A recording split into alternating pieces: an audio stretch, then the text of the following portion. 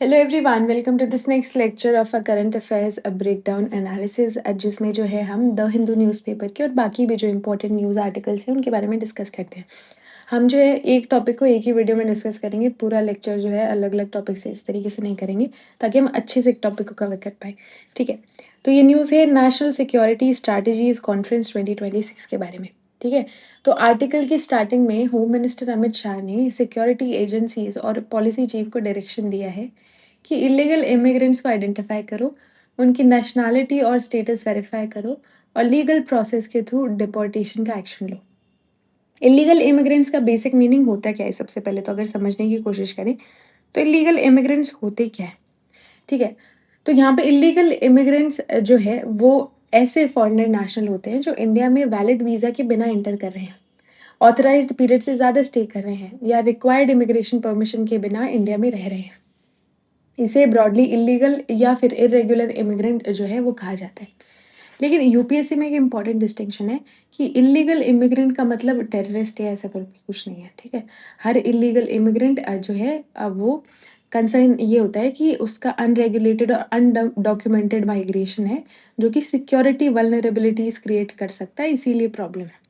ठीक है, क्यों? क्योंकि आइडेंटिटी को वेरीफाई करने में दिक्कत होगी, फेक डॉक्यूमेंट्स का पॉसिबिलिटी हो सकता है, ट्रैफिकिंग या क्रिमिनल नेटवर्क्स का एक्सप्लॉयटेशन हो सकता है, बॉर्डर सिक्योरिटी कंसर्न्स हो सकते हैं या फिर कोई पोटेंशियल नेशनल सिक्योरिटी वल्नरेबिलिटी भी क्रिएट हो सकती है।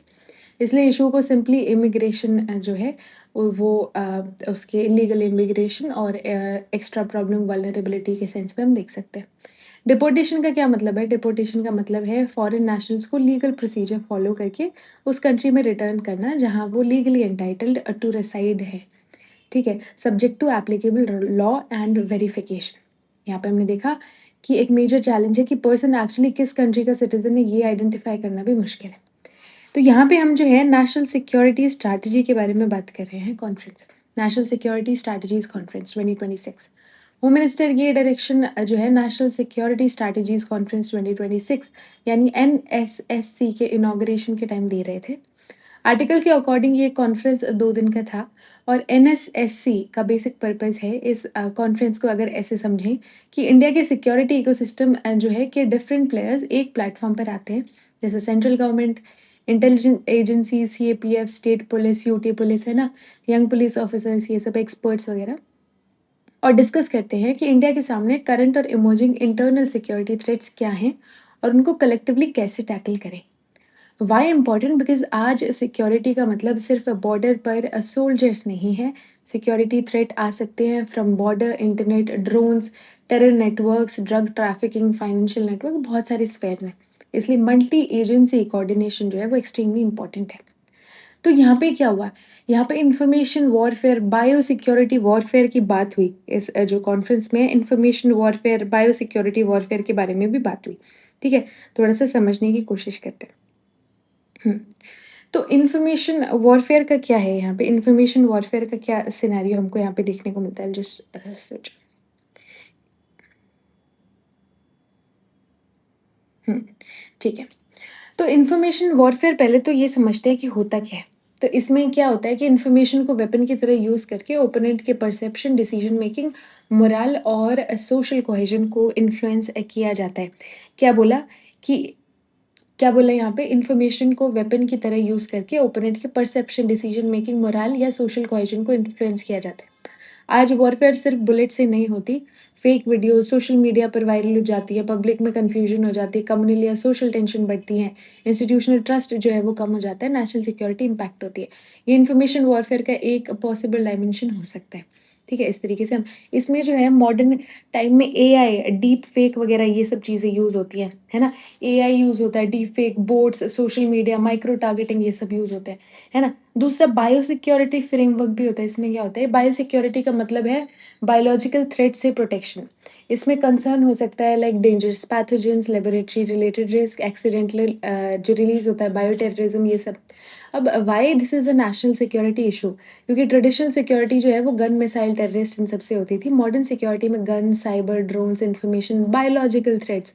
देयरफॉर इंडिया को surveillance, laboratories, health care system, intelligence agency, emergency response को कोऑर्डिनेट करना होगा। ठीक है? तो इस तरीके से हम यहाँ पे देख सकते हैं। AI based analysis of MAC information, what is this MAC information? ठीक है, अब आर्टिकल का बहुत इंपॉर्टेंट पॉइंट है, होम मिनिस्टर ने कहा कि मल्टी एजेंसी सेंटर्स प्लेटफॉर्म पर अवेलेबल इन्फॉर्मेशन का एआई बेस्ड एनालिसिस किया जाना चाहिए। इसका मतलब समझो, मैक क्या होता है? मैक है मल्टी एजेंसी सेंटर। इसका ब्रॉड पर्पस है डिफरेंट इंटेलिजेंस या सिक्योरिटी एजेंसीज के बीच में इंफॉर्मेशन शेयरिंग और इंटेलिजेंस कोऑर्डिनेशन करना। ट्रेडिशनल प्रॉब्लम क्या होती है? मान लो एजेंसी ए के पास इन्फॉर्मेशन है, एजेंसी बी हमको देखने को मिलती है, एजेंसी बी के पास में दूसरी इन्फॉर्मेशन है, एजेंसी सी के पास में तीसरी इन्फॉर्मेशन है। लेकिन अगर ये इन्फॉर्मेशन कनेक्ट नहीं होती तो three pieces of information remains three separate pieces. लेकिन जब ये इन्फॉर्मेशन इंटीग्रेट हो जाती है, फ्यूज हो जाती है, तो एक पैटर्न बनता है। थ्रेट को आप आइडेंटिफाई कर सकते हो, एक्शनेबल इंटेलिजेंस को आप यूज कर सकते हो। इसी को ब्रॉडली इंटेलिजेंस फ्यूजन समझ सकते हैं। एआई यहाँ क्या करेगा? एआई का यहाँ पे क्या काम है ना? तो आज सिक्योरिटी एजेंसीज़ के पास इनॉर्मस अमाउंट ऑफ इन्फॉर्मेशन होती है। ह्यूमन बीइंग्स के लिए हर पीस को मैनुअली एनालाइज़ करना बहुत डिफ़िकल्ट है। एआई पोटेंशियली आइडेंटिफ़ाई कर सकता है the patterns, the connection, anomalies, repeated behaviour, suspicious networks और relationship between seemingly unrelated data points. Example, जैसे एक पर्सन है वो रिपीटेडली बॉर्डर क्रॉस करता है, पर्सन बी है वो सस्पिशियस फाइनेंशियल ट्रांज़ैक्शन करता है और पर्सन सी है वो सस्पिशियस कम्युनिकेशन नेटवर्क में इन्वॉल्व्ड है। अलग-अलग देखो तो शायद कुछ एक्स्ट्रा ऑर्डिनरी ना लगे, लेकिन एआई असिस्टेंस से अगर एनालिसिस करें इसका तो कॉमन पैटर्न देखने को मिलेंगे, पोटेंशियल नेटवर्क समझ में आएँगे और ह्यूमन इन्वेस्टिगेटर जो हैं वो फर्दर इन्वेस्टिगेट कर सकते हैं। ठीक है? इस तरीके से जो है हम यहाँ पे देख सकते हैं। अब यहाँ पे एसओपीज़ क्या है? Standard operating procedures. What is SOP? SOP अगर समझने की कोशिश करें, तो आर्टिकल में होम मिनिस्टर ने स्टैंडर्ड ऑपरेटिंग प्रोसीजर्स यानी एसओपीज़ की बात की है। इनका मतलब है किसी पर्टिकुलर सिक्योरिटी सिचुएशन में एग्ज़ैक्टली क्या स्टेप्स फॉलो करने चाहिए, किस एजेंसी को क्या करना है और किस स्टेज पर कोऑर्डिनेशन करना है ना? इसको हम एसओपी बोलते हैं, स्टैंडर्ड ऑपरेटिंग प्रोसीजर। मान लो फॉर एग्जांपल थ्रेट को डिटेक्ट किया गया, who verifies it, who analyses it, who informs, who takes operational action and who monitors, ये डिसाइड करता है एसओपी। अगर प्री डिफाइंड एसओपी नहीं होगा तो क्राइसिस के टाइम डिले हो सकता है, कंफ्यूजन हो सकता है या रिस्पॉन्सिबिलिटी का ओवरलैपिंग भी हो सकता है। एसओपी का बेनिफिट क्या है? क्लैरिटी रहती है, सर्टेनिटी रहती है, स्पीड रहती है। उसके अलावा अकाउंटेबिलिटी, कोऑर्डिनेशन और स्टैंडर्डाइजेशन भी बढ़ता है। अब कॉन्फ्रेंस में फर्स्ट डे किन इश्यूज़ पर डिस्कशन हुआ, है ना? किन-किन इश्यूज़ पर हमको डिस्कशन देखने को मिलता है। तो सबसे पहले यहाँ पे आर्टिकल में दिया हुआ सबसे पहले जो है काउंटर टेररिज़्म को लेके बात हुई है ना? काउंटर टेररिज़्म को लेके बात हुई है। इंटेलिजेंस फ्यूजन थ्रू एमएसी इनकी बात हुई है। नारकोटिक्स कंट्रोल की बात हुई है। इल्लीगल माइग्रेंट्स के डिटेक्शन की बात और डिपोर्टेशन की बात हुई है। साइबर क्राइम और पाकिस्तान के प्रॉक्सी वॉर्स की भी बात हुई है। एक-एक करके समझते हैं। काउंटर टेररिज़्म क्या चीज़ है? काउंटर टेररिज़्म क्या चीज़ है ना? तो काउंटर टेररिज़्म का मतलब है मतलब सिर्फ़ टेररिस्ट को एनकाउंटर करना नहीं है, it has multiple layers. For example prevention, intelligence, detection, investigation, financial disruption and prosecution, उसके साथ-साथ में रिहैबिलिटेशन भी इसका कॉम्पोनेंट देखने को मिलता है। देयरफॉर टेररिज़्म को सिक्योरिटी, इंटेलिजेंस, पुलिसिंग, जस्टिस और सोशल डायमेंशन के कॉम्बिनेशन से टैकल करना होता है। दूसरा रेडिकलाइजेशन का देखने को मिलता है। होम मिनिस्टर ने टेररिज्म और रेडिकलाइजेशन को इफेक्टिवली टैकल करने के लिए प्रहार स्कीम के इम्प्लीमेंटेशन की ट्रेनिंग पर एम्फेसिस दिया है। रेडिकलाइजेशन पहले तो क्या होता है? रेडिकलाइजेशन एक प्रोसेस है जिसमें person gradually extreme ideological belief adopt कर लेता है ना? तो रेडिकल थॉट्स जो है वो उसके अंदर आने लग जाते हैं। बट डेंजर ये जो है इसका डेंजरस प्रोग्रेशन हो सकता है। रेडिकलाइजेशन से एक्सट्रीमिस्ट आइडियोलॉजी बन सकती है, रिक्रूटमेंट हो सकता है, वहाँ से फिर आप मोबिलाइज़ हो जाएँ किसी ग्रुप में, वहाँ से वायलेंस वगैरह हमको देखने को मिलता है। ऑनलाइन डायमेंशन में देखें तो आज रेडिकलाइजेशन को social media, encrypted platform, extremist propaganda और इको चैम्बर जैसे कॉन्सेप्ट हमको देखने को मिलते हैं, है ना? इसलिए काउंटर रेडिकलाइजेशन में सिर्फ पुलिसिंग सफिशिएंट नहीं है, उसके साथ-साथ में education, community engagement, counter narratives, digital literacy और टारगेटेड इंटेलिजेंस बहुत ज़रूरी है ना? अब फ्यूजिटिव को इंडिया लाना ये भी एक हमको यहाँ पे प्रॉब्लम देखने को मिलती है, थोड़ा-सा अगर समझने की बात करें। तो होम मिनिस्टर ने फ्यूजिटिव को इंडिया वापस लाकर ट्रायल को एक्सपीडिएट करना पर भी एम्फेसिस जो है दिया है। फ्यूजिटिव कौन होता है? ऐसे एक्यूज़्ड या ऑफेंडर जो क्रिमिनल प्रोसीडिंग से बचने के लिए ज्यूरिडिक्शन से बाहर चला जाता है या एब्सकॉन्ड करता है ना? क्राइम इंडिया में किया लेकिन एक्यूज़ जो है वो फॉरेन कंट्री में है। इंडियन इन्वेस्टिगेशन जो है वो कॉम्प्लिकेटेड हमको देखने को मिलती है, इसलिए इंटरनेशनल कोऑपरेशन इम्पॉर्टेंट है। है ना? Tools such as extradition, mutual legal assistance, diplomatic cooperation, ये सब जो है हम एक्सप्लोर कर सकते हैं। बट प्रॉब्लम ये होती है कि डिफरेंट कंट्रीज़ के लॉ डिफरेंट होते हैं, है ना? एविडेंशियरी स्टैंडर्ड्स डिफरेंट होते हैं, जुडिशियल प्रोसेसेस डिफरेंट होती है, इसलिए फ्यूजिटिव को वापस लाना सिंपल एडमिनिस्ट्रेटिव प्रोसेस नहीं है। यहाँ पे एक ट्रायल इन एब्सेंटिया का जो है हमको कॉन्सेप्ट देखने को मिलता है, क्या होता है? ऐसे सर्कमस्टेंसेस में जो जहाँ पे लॉ एक्यूज़्ड के फिजिकल एब्सेंस के बावजूद जो है जुडिशियल प्रोसीडिंग्स ट्रायल को परमिट करता है, subject to prescribed legal safeguards and condition that is known as trial in absentia. मतलब क्या होता है कि जैसे मान लो एक्यूज़्ड है, वो भाग गया दूसरे कंट्री में कहीं चला गया या दूसरी कंट्री का ही है, तो वो उस टाइम पे इन्वेस्टिगेशन के टाइम पे वहाँ पे प्रेज़ेंट नहीं है। बार-बार उसको बोला भी गया है, उसको इन्फॉर्म भी किया गया, नोटिस भी दिया गया, पर वो नहीं है।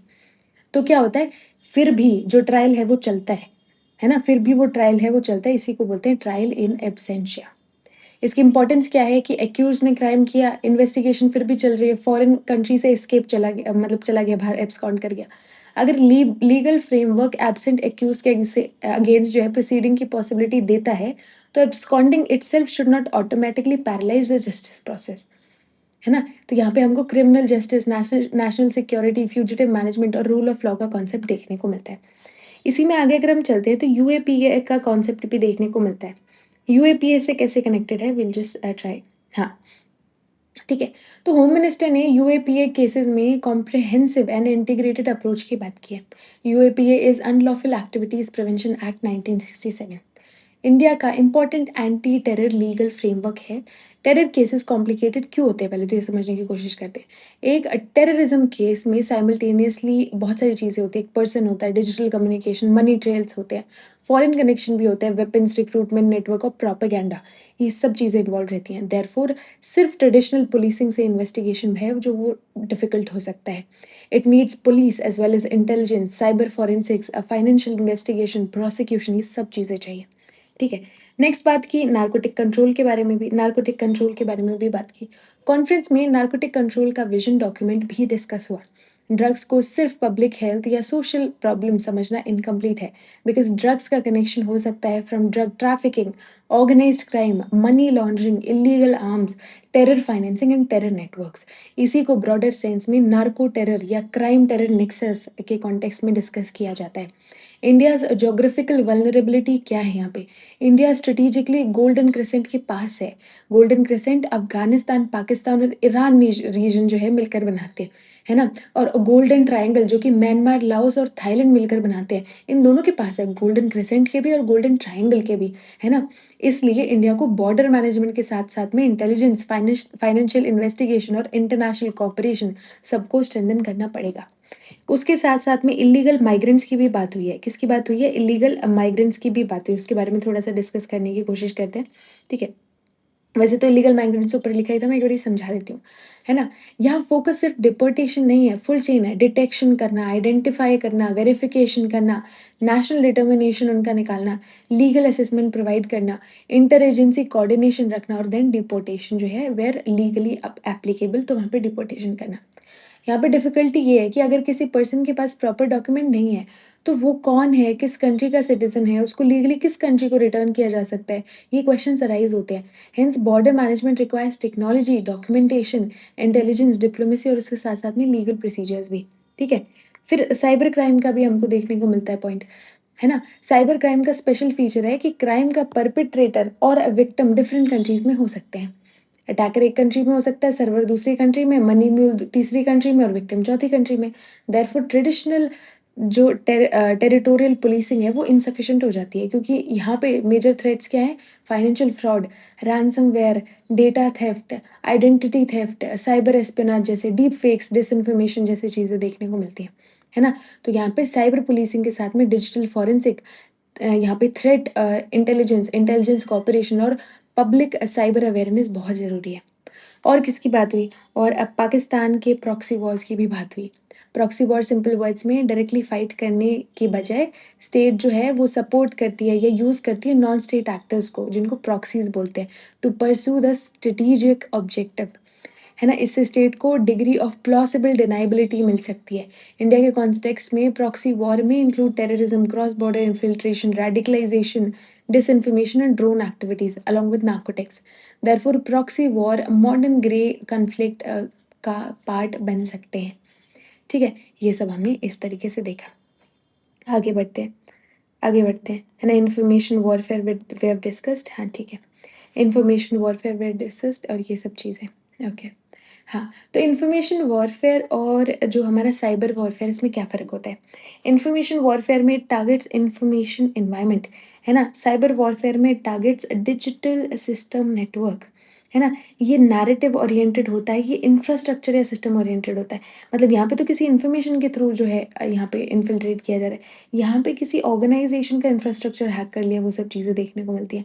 इसमें साइकोलॉजिकल इन्फ्लुएंस होता है, इसमें टेक्निकल डिसरप्शन के आपकी मशीन हैक कर ली, आपकी साइट हैक कर ली, ठीक है? इसमें जो है प्रोपेगेंडास फैलाए जाते हैं इन्फॉर्मेशन वाले में, है ना? यहाँ पे प्रोपेगेंडा और डिसइन्फॉर्मेशन होती है, यहाँ पे हैकिंग और मॉलवेयर वाली चीज़ें होती हैं, है ना? पब्लिक ओपिनियन को टारगेट किया जाता है, यहाँ पे कंप्यूटर या नेटवर्क्स को जो है टारगेट किया जाता है। इस तरीके से ये डिफरेंस देखने को मिलता है। बायोसिक्योरिटी फ्रेमवर्क हम ऑलरेडी डिस्कस कर चुके हैं, ठीक है? सब एरियल सिस्टम भी यहाँ पे क्या है, सेकंड डे में क्या-क्या चीज़ें डिस्कस हुई है अगर हम जानने की कोशिश करें, तो यहाँ पे हमको ड्रोन्स का मिसयूज़ जो है उसके बारे में बात की गई है। ड्रोन्स यूज़ हो सकते हैं for surveillance, reconnaissance, smuggling, drug trafficking, weapon delivery, border infiltration, इन सब चीज़ों के लिए यूज़ कर सकते हैं, है ना? और टेक्नोलॉजी ने लो कॉस्ट एक्टर्स को एरियल कैपेबिलिटीज़ दे दी हैं, है ना? काउंटर ड्रोन मैकेनिज़्म में क्या होता है, डिटेक्शन, ड्रोन डिटेक्ट करना, फिर आइडेंटिफ़ाई करना किस टाइप का ड्रोन है, ट्रैक करना, कहाँ जा रहा है ना? थ्रेट लेवल क्या है और उसको न्यूट्रलाइज़ करना। इस तरीके से एंटी ड्रोन हमको वॉरफेयर देखने को मिलता है, ठीक है? आगे बढ़ते हैं। हुँ, आगे बढ़ते हैं। थोड़ा-सा आगे अगर हम बढ़ेंगे, तो थोड़ा ये समझने की कोशिश करेंगे कि why young police officers specially important इस चीज़ में, है ना? ये जो प्लेटफ़ॉर्म है, इसमें सब लोग आए, है ना? Domain experts, UT police, state DGPs वगैरह ये सब चीज़ें हैं, ये सब लोग हैं, है ना? तो why young police officers are important? Because front line या cutting edge officers directly encounter करते हैं साइबर क्राइम को, रेडिकलाइज़ेशन को, ऑर्गनाइज़्ड क्राइम को, ड्रोन थ्रेट्स को। देयरफॉर पुलिस को टॉप लेवल स्ट्रैटेजी और ग्राउंड लेवल एक्सपीरियंस दोनों में इन्फॉर्मेशन जो है ज़रूरी है, ठीक है? तो ये ही है हमारा पूरा आर्टिकल जिसमें इसके बारे में डिस्कस किया गया है। पहले तो ये समझने की कोशिश करते हैं कि डीपर मैसेज है क्या?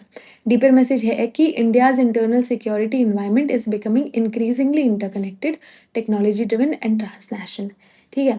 एक थ्रेट दूसरे थ्रेट से कनेक्ट हो सकता है, लाइक इल्लीगल माइग्रेशन, उसमें डॉक्यूमेंट फ्रॉड की वजह से ऑर्गेनाइज्ड क्राइम की वजह से नार्कोटिक्स की वजह से टेरर फाइनेंसिंग की वजह से टेररिज्म और टेररिज्म की वजह से रेडिकलाइजेशन, है ना? उसके बाद में भी ऑनलाइन प्रोपेगेंडा वगैरह जो सब है। ओवरऑल क्या है कि नेशनल सिक्योरिटी थ्रेट हमारी हो रही है, ठीक है? अब इसमें कुछ क्वेश्चन्स है वो डिस्कस करने की कोशिश करते हैं। I believe we have completed the topic, या ठीक है। अब इसमें कुछ क्वेश्चन्स हैं वो समझने की कोशिश करते हैं। With reference to multi agency centres consider the following, है ना? It seeks to facilitate intelligence sharing among multiple security agency, definitely correct. It is intended to overcome intelligence silos through information fusion, ये भी बिल्कुल ठीक है, सही है। Artificial intelligence can potentially be used to analyze information available through such intelligence sharing platform, क्या ये सही है? ये भी बिल्कुल सही है। Fourth is MAC is exclusively a cyber security institution responsible for investigating cybercrime, नहीं, है ना? तो 1, 2, 3 is the correct answer. MAC is an intelligence sharing fusion mechanism, not exclusively cybercrime investigation institution. ठीक है, अगला क्वेश्चन करते हैं। Proxy war uses the proxies or non-state actors to pursue strategic objective, बिल्कुल सही है। Information warfare influence manipulation, ये बिल्कुल सही है। Biosecurity protection against biological threat, बिल्कुल सही है। Counter UAS measures against unmanned aerial system threat, बिल्कुल सही है, सब सही है। नेक्स्ट क्वेश्चन है, which one of the following best explain significance of intelligence fusion? Centralisation of all intelligence agency under one organisation, ये बिल्कुल सही है, ये सही है। नेक्स्ट है, conversion of intelligence collected by one agency into classified information, integration and analysis of information from multiple sources to generate actionable intelligence, this is the correct answer. Next question पे आते हैं। Consider the following statements, illegal migration and terrorism are synonymous security concern, synonymous थोड़ी अलग अलग है। Immigration migration can create vulnerabilities that may potentially be exploited by organized. Yes, of course. Detection of unlawful migration can require coordination between immigration authorities, police, and intelligence agency. ठीक है, तो ये भी ठीक है, तो second and three is the correct answer, ठीक है।